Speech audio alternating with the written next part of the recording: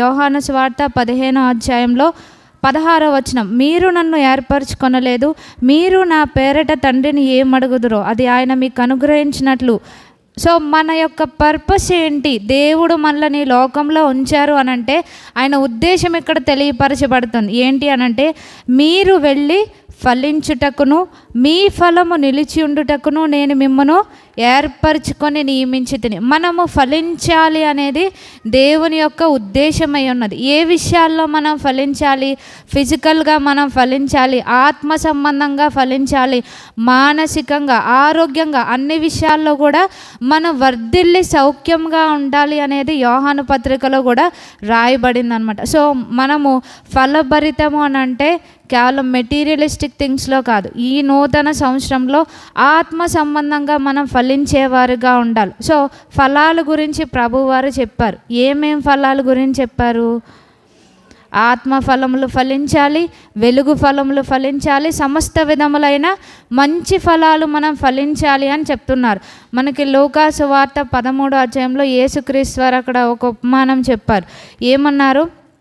ఒక వ్యక్తికి ఒక ద్రాక్ష తోట ఉంది, అందులో అంజూరపు చెట్టు ఒకటి ఉందంట, కానీ దానికి ఏం లేవు, ఫలాలు లేవు. అప్పుడు ఆ యొక్క తోటమాలు ఏమంటారు?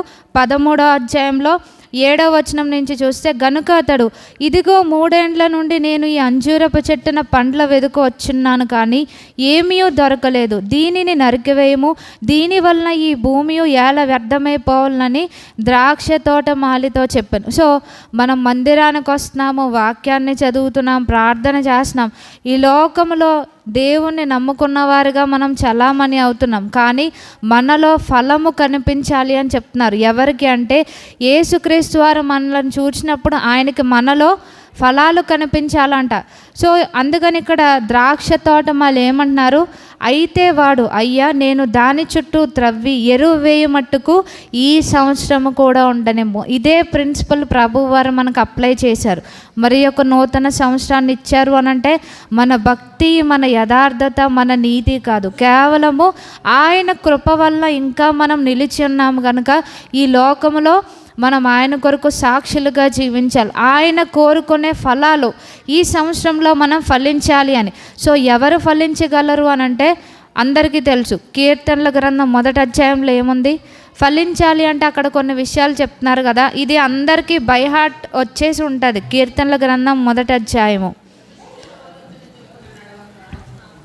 పాపుల మార్గంన నిలవక అపహాసకులు కూర్చుండు చోటను కూర్చుండగా యెహోవా ధర్మశాస్త్రం నందు ఆనందించుచు దివారాత్రం దానిని ధ్యానించేవాడు ధన్యుడు. పై 3 మనం చేయకుండా ఉన్నప్పుడు, అంటే ఎరువు వేయి మట్టుకు అని అన్నారు కదా, ఏంటి ఎరువు అని అంటే 2వ వచనంలో చూసినాం, యెహోవా ధర్మశాస్త్రం నందు ఆనందించుచు దివారాత్రం దాన్ని ధ్యానించాలంట. మనం ఏ విధంగా చదువుతాం?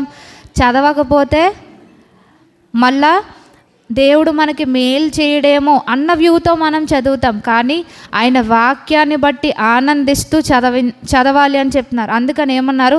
యెహోవా గ్రంథమును పరిశీలించి చదవాలని చెప్తున్నారనమాట. ఏంటి ఇందులో అన్నది మనం కీన్గా అబ్జర్వ్ చేస్తూ చదవాలని చెప్తున్నారు. ఎప్పుడైతే ఆనందిస్తూ చదువుతూ మన జీవితంలో మనం అప్లై చేస్తామో, థర్డ్ది జరిగేది ఏముంది?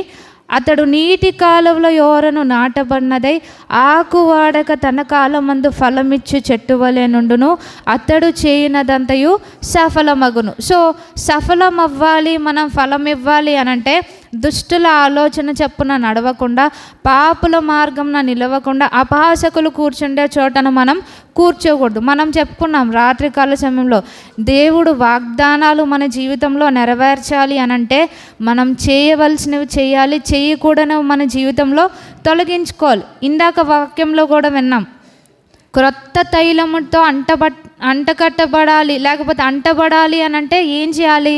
నీతిని ప్రేమించి దుర్నీతిని ద్వేషించాలి. ప్రతిదానికి కూడా అక్కడ కండిషన్స్ ఉంటాయన్నమాట.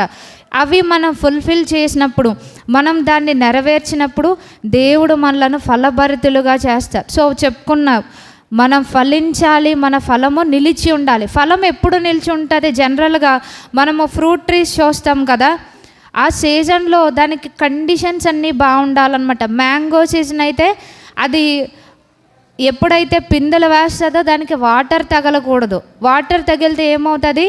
రాలిపోతూ ఉంటాయి అన్నమాట. అలాగే వెదర్ కండిషన్స్ బాగుండాలి. అప్పుడు తుఫాను, వర్షం వచ్చిందనుకోండి, అదేమవుద్ది? ఫ్లవరింగ్ అంతా రాలిపోద్ది. దానికి కండిషన్స్ బాగుండాలి. ఎప్పుడైతే మనం దేవునిలో నిలుచుంటామో మన పరిస్థితులు ఎలా ఉన్నా మనం ఏమవుతామో? ఫలించేవారుగా ఉంటామో, మన ఫలము నిలిచి ఉంటుందన్నమాట. అందుకని ఇర్మియా గ్రంథము 17వ అధ్యాయం, చివరిగా మనము ఇర్మియా గ్రంథము 17వ అధ్యాయం మనం చూస్తే 7వ వచనం, యెహోవాను నమ్ముకున్నవాడు ధన్యుడు, యెహోవా వానికి ఆశ్రయముగా ఉండును, వాడు జలముల యొద్ద నాటబడిన చెట్టు వలె నుండును, అది కాలువల ఓరను దాని వేళ్ళు తన్నును, వెట్ట కలిగినను దానికి భయపడదు, దాని ఆకు పచ్చగా నుండును, వర్షము లేని సంవత్సరమున చింత నొందదు, కాపు మానదు. సో మన పరిస్థితులు ఏ విధంగా ఉన్నా మనం ఏ విధంగా ఉంటాం? ఫలించేవారుగా ఉంటాం. సో మనం ఎప్పుడూ ఏ దృష్టితో ఉండాలి అని అంటే ఆయన రాకడ దృష్టితోనే మనం జీవించాలి. సో సంవత్సరం గడిచిపోయింది, నూతన సంవత్సరంలోనికి వచ్చామనంటే ఇంకా మనం ఆయన రాకడికి దగ్గర అవుతూ ఉన్నాం. ఆయన పిలుపుకు మనం దగ్గర అవుతున్నాం కనుక మనం ఏం చేయాలి? ఆయనలో నిలిచి ఉండాలి. వాక్యాన్ని మన జీవితంలో ప్రాక్టికల్గా అప్లై చేసుకోవాలి. ఆయన వద్దన్నవి చెప్పినవి తొలగించుకుంటూ మనం ఫలించినప్పుడు, ఆయన కోరుకునే ఫలాలు మన జీవితంలో ఉన్నప్పుడు, మీరు బహుగా ఫలించటం వలన నా తండ్రి మహిమపరచబడును. ఈ 2026 మన గోల్ ఏంటి అంటే మన తండ్రి మహిమపరచబడాలి. ఇదే మన గోల్గా మనం జీవించాలి అని దేవుడు మనకి తెలియపరుస్తున్నారు. ఫలించుటకు దేవుడు మనకు సహాయం చేయనుగాక. ఆమెన్.